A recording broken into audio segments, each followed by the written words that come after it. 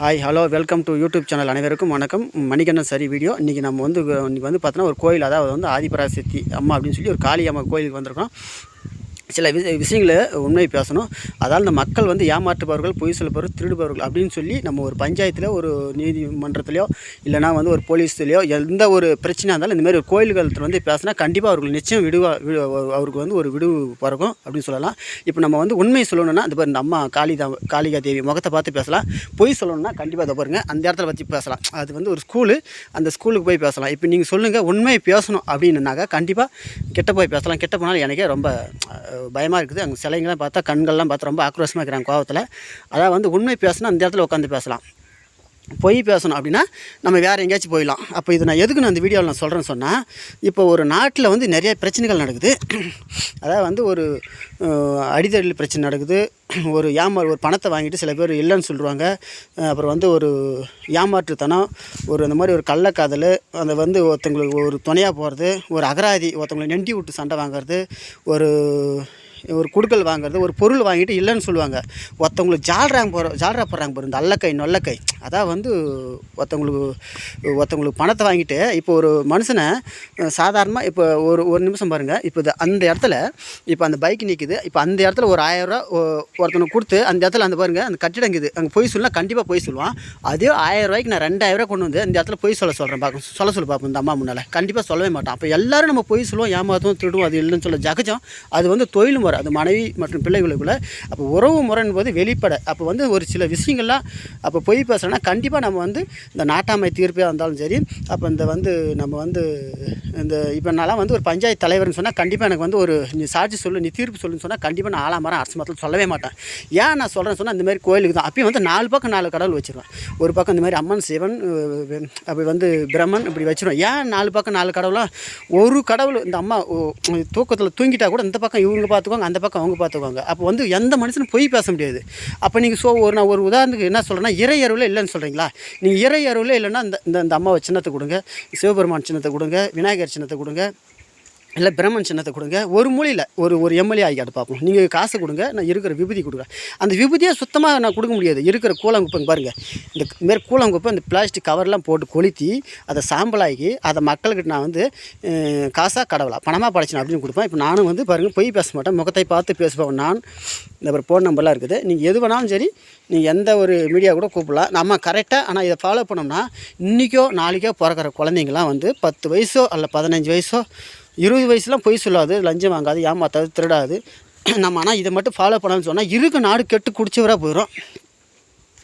அதனால் நம்ம ஏன்னா ஒரு சின்ன ஒரு பஞ்சாயத்துனா கூட சரி பார்த்தீங்கன்னா இப்போ காட்டுலாம் நிறைய பிரச்சனை வரும். இந்த காட்டுக்காரங்க விவசாய பூமியில் பிரச்சனை வரும், வாய்க்கால் தகராறு, இந்த தண்ணி தகராறு, அந்த மாதிரி இல்லாத பொல்லாத ஒருத்தவனுக்கு ஆள் பலம், அரசியல் பலம், பண பலம் எதுவுமே இருக்காதுங்க. அவன் ஒரு ரொம்ப ஏழ்மையான குடும்பத்தில் சார்ந்தவனும், அவன் பொய்யா பேச தெரியாது.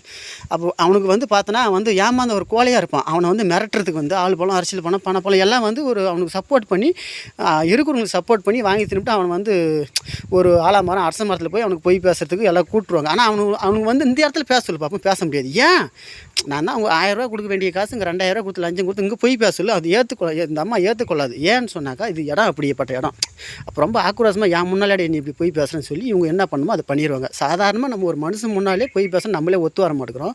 இந்த அம்மா காளிகா தேவி அம்மா என்ன பண்ணுவாங்களோ அவங்க சரியான அவங்க சுயரூபத்தை காட்டிடுவாங்க. அப்போ நம்ம இனி வரும் காலகட்டத்தில் நம்ம என்ன பண்ணணும்னா, எந்த தவறுகள் செய்தாலும், எந்த பிரச்சனை இருந்தாலும், எதுவாக இருந்தாலும், நம்ம ஒரு பிரச்சனை வந்துச்சுனாக்கா அது நேராக கோயில் வச்சு பேசணும்.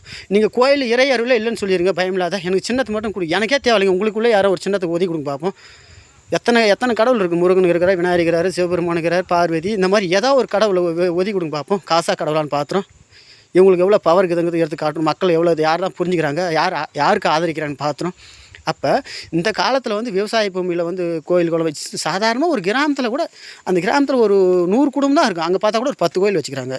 இந்தாண்ட விவசாய பூமியில் ஒரு சிவன் கோயில் வச்சுக்கிறாங்க. அந்த பக்கம் பார்த்தோன்னா ஒரு காடு கரையெல்லாம் எங்கே பார்த்தாலும் ஒரு கோயில்களை கட்டி வச்சுக்கிறாங்க. அப்படின்னும் போது இறை அருள் இல்லைன்னு சொல்ல முடியும். இறை அருள் கண்டிப்பாக நிச்சயமாக இருக்குது. இறை அருள் இல்லாமல் மனிதர்கள் வாழவே முடியாது. உலகத்தை படைச்சவன் இறைவனை படைச்சவன் நாம்.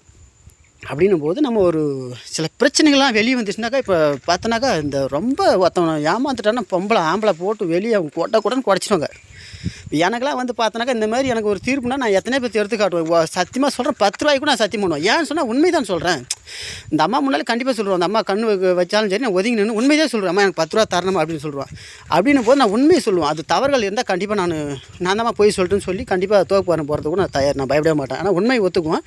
அப்போ கொஞ்சம் பல கோடியில் கொடுத்தா கூட நான் போய் சொல்லலாம் கண்டிப்பாக சொல்ல மாட்டேன். ஏன்னாக்கா கண்டிப்பாக இவங்களோட அப்போ இவங்களுக்கு நம்ம கோபமாக ஆயிரும்.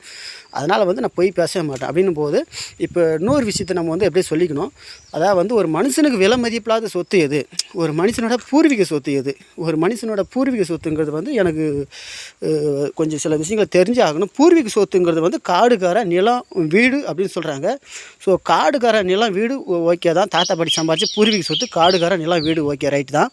அப்போ திருமணம் ஆகவில்லை என்றால் தாய் தந்தையே பூர்வீக சொத்து, திருமணம் ஆகிவிட்டால் மனைவி மற்றும் பிள்ளைகள் இவர் தான் பூர்வீக சொத்து. அப்போ வந்து இப்போ ஒரு திருமணம் ஆகிவிட்டால் மனைவி மற்றும் பிள்ளைகள் இவர்கள் உடல்நிலை சரியில்லை என்போது நம்ம ஒரு மருத்துவமனையில் போய் அவங்கள அனுமதிப்போம். அப்போ வந்து அவங்க என்ன சொல்லுவாங்க, பல லட்சக்கணக்கில் செலவாகும், அவங்க பையனுக்கு கைங்கால் வரல, பிள்ளைக்கு வந்து இப்படி ஆயிடுச்சு, உங்கள் மனைவிக்கு வந்து ஆப்ரேஷன் பண்ணி தான் ஆகணும், அவங்க வாய் பேச முடியாது, இவ்வளோ ரூபா செலவு பண்ணால் தான் நீங்கள் அவங்களை காப்பாற்ற முடியும் அப்படின்னு சொல்லுவாங்க. அப்போ நம்ம என்ன பண்ணுவோம், அந்த பூர்வீக சொத்தான அந்த பல தாத்தா பாட்டி சம்பாதிச்சுக்கிறாங்க ஒரு காடு கரை வீடு இதெல்லாம் இழந்துருவோம். அப்போ அவங்கள காப்பாற்ற பார்ப்போம். அப்போ நம்ம வந்து இப்போ இந்த இடத்துல பார்த்தோன்னா எது பூர்வீக சொத்து அப்படிங்கிறது அது நீங்கள் தான் முடிவு பண்ணணும். அதே வந்து தம் மனைவி மற்றும் பிள்ளைகளை நம்ம பூர்வீக சொத்துக்கோசரம் அவங்கள விற்று நமக்கு காடுகார நிலம் வாங்குமா, ஒரு பொழுதும் வாங்க மாட்டோம். அப்போ அப்படிப்பட்ட ஒரு பிரச்சனை ஒரு கோர்ட்டு கேஸ்னு வந்தால் அந்த மனைவி மக்களை பிள்ளைகள்லாம் ஒரு சத்தியம் பண்ணால் எப்பேற்பட்ட கோடீஸ்வரம் எப்பேற்பட்ட ஆளும் வந்து பொய் சொல்லவே முடியாது, ஏமாற்றவே முடியாது அப்படிங்கிறத நான் இந்த வீடியோவில் எடுத்து சொல்கிறேன். அதனால் இந்த வீடியோ வந்து இந்த மாதிரி நீங்கள் எல்லாத்துக்கும் நீங்கள் லைக் பண்ணலாலும் பரவாயில்ல, நீங்கள் வந்து சப்ஸ்கிரைப் பண்ணலான்னு பரவாயில்ல, எல்லாத்துக்கும் ஷேர் பண்ணி விடுங்க. ஆனால் வந்து நானும் முகத்தை பார்த்து பேசுபவன் சிவபக்தன். இப்போ ஃபோன் நம்பர்லாம் இருக்குது. நீங்கள் எந்த ஒரு டிவி ப்ரோக்ராம் இன்டர்வியூ கூட்டாலும் நான் வருவேன். நான் வந்து சில விஷயங்களை இந்த யூடியூப் சேனல்லே வந்து உண்மைத்தன்மை தான் நான் இதை பற்றி பேசுகிறேன். இப்போ நான் வந்து ஒரு கட்டட மேஸ்திரி போது நான் ஒரு வேலை சரியாக செய்கிறேன், அந்த வேலையில் குற்றம் சொல்லுவேன். அந்த வேலையை வந்து என்னை விட வேலைக்காரங்களாங்கிறாங்க, என்னை விட வேலை கம்மியாக செய்கிறவங்களாங்கிறாங்க. இப்போ 100க்கு 50 மார்க் வேலை வாங்குறோம்னா நான் ஒரு 70-75 மார்க் அந்த வேலை சரியாக செய்யுங்க எனக்கும் தெரியும், அவங்களும் தெரியும். அப்போ என்ன அந்த வேலையில் குற்றம் எப்படி சொல்லுவேன்? அப்போ அப்படின்னும் போது இந்த மாதிரி ஒரு அதுக்கெலாம் நம்ம பேச முடியாது. அப்போ அதெல்லாம் கூட நான் எடுத்து காட்டுருவேன். எனக்கெல்லாம் இந்த மாதிரி ஒரு உருவத்தை பார்த்து பேசணும் அப்படின்னா. அப்போ அந்தமாரின்னும் போது நிறைய பேர் பொய் பேசுவாங்க, ஏமாற்றுவாங்க. அப்போ வந்து ஒரு ஒரு ஒரு திருடு, அப்போ இந்த பொய், அப்போ இந்த ஏமாற்றம், இந்த மாதிரி விஷயங்கள்லாம் வந்து நம்ம வந்து ஒரு கோயில் குளத்தில் வச்சு பேசினா தான் சரியான வந்து அவங்களுக்கு வந்து தீர்வு கிடைக்குன்னு சொல்லி நான் சொல்கிறேன். ஆனால் வந்து எனக்கு வந்து நீதிமன்றம்லாம் வந்து நான் ஏற்றுக்கொள்வேன். அவங்கள வந்து அங்கே வந்து நீதி தேவதை கண்கள் கட்டப்பட்டன. அந்த நீதி தேவதைங்கிறத வந்து நான் பெருமைக்கு சொல்ல முடியும். அந்த நீதி தேவதை வந்து இந்த காளி அம்மாவா அது இவங்களை விட பவரானதுன்னு தெரியல, இல்லை சிவபெருமான் சிலையை விட பவரானதாக தெரியல, இல்லை பிரம்மனை விட பவரானதாக தெரியல நீதி தேவதை, இல்லை வந்து இப்போ அந்த நீதி தேவதை பக்கத்தில் கூட போயிடலாம். ஆனால் அந்த நீதி தேவதை பக்கத்தில் போக முடியல. நமக்கே வந்து ஒரு பார்க்குறதுக்கு ஒரு பயமாக இருக்குது. சிலை ரொம்ப ஆக்ரோஷமான சிலையாக இருக்குது பாருங்க. நாக்கில் வந்து ரத்தம் உதரத்தோடு இருக்குது. அப்படின்னும் போது கண்டிப்பாக கோர்ட் அந்த நீதிபதிக்கு ஆனால் கண்ணை கட்டி வச்சுறாங்க அப்படின்னும் போது அங்கே கூட போயிடலாம். இப்போ அதே மாதிரி நம்ம அங்கே கூட போய் சொன்னாலும் இங்கே போய் சொல்ல முடியாது. அப்போ ஒரு பிரச்சனை அப்படின்னா வந்து இந்த மாதிரி ஒரு கருப்பராயம், ஒரு முனீஸ்வரன், ஒரு சிவ முன்னால் அப்படி நின்று நம்ம சொன்னால் மட்டும்தான் அந்த பிரச்சனைலேருந்து நம்ம ஒரு சில விஷயங்களை வந்து அது நம்ம தப்பிச்சு வர முடியும். அது உண்மையான நியாயம் கிடைக்கும். அப்போ வந்து இல்லாதவனுக்கு வந்து கண்டிப்பாக ஏமாத்துறதுக்கு நிறைய வாய்ப்புகள் இருக்குது.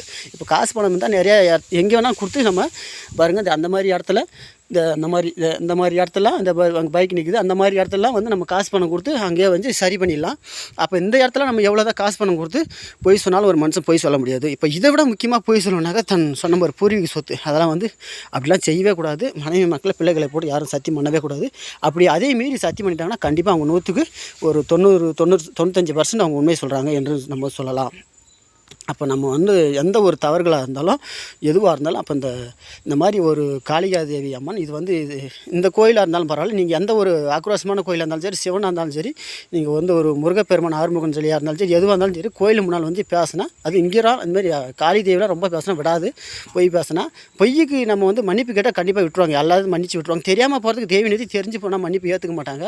அப்படின்னும் போது இங்கெல்லாம் வந்து ஒரு பிரச்சனைகள் அந்த நியாயத்தை பற்றி பேசினா அது எடுபடாது அப்படின்னு சொல்லி நான் அந்த வீடியோவில் முடிச்சுக்கொள்கிறேன். வீடியோ பிடிச்சிருந்தா யாருன்னா ஷேர் பண்ணுங்கள், லைக் பண்ணுங்கள், கமெண்ட்லனா தெரிவிக்கலாம். இதை நான் எதுக்கு சொல்ல வரேன்னா மக்கள் எல்லாம் திருந்தணும் அப்படிங்கிறதுக்காக தான். ஏன்னா இன்றைக்கி நாளைக்கு பிறக்கிற குழந்தைங்க கூட பொய் பேசக்கூடாதுல்ல அப்படிங்கிறதுக்காக தான் சொல்கிறேன். அப்படியே இறை அருளே இல்லைன்னு சொல்லிவிட்டா அந்த சின்னத்தை மட்டும் கொடுத்துருங்க. எனக்கே தேவையில்லைங்க, வேறு யாருக்கோ ஒரு ஆள் சின்னத்தை கொடுங்க. மீண்டும் சொல்கிறேன், இந்த ஏதாவது ஒரு விநாயகர் சின்னத்தை கூட கொடுங்க. விநாயகர் சின்னத்தை கொடுத்தா அந்த அம்மாவும் வருவோம்.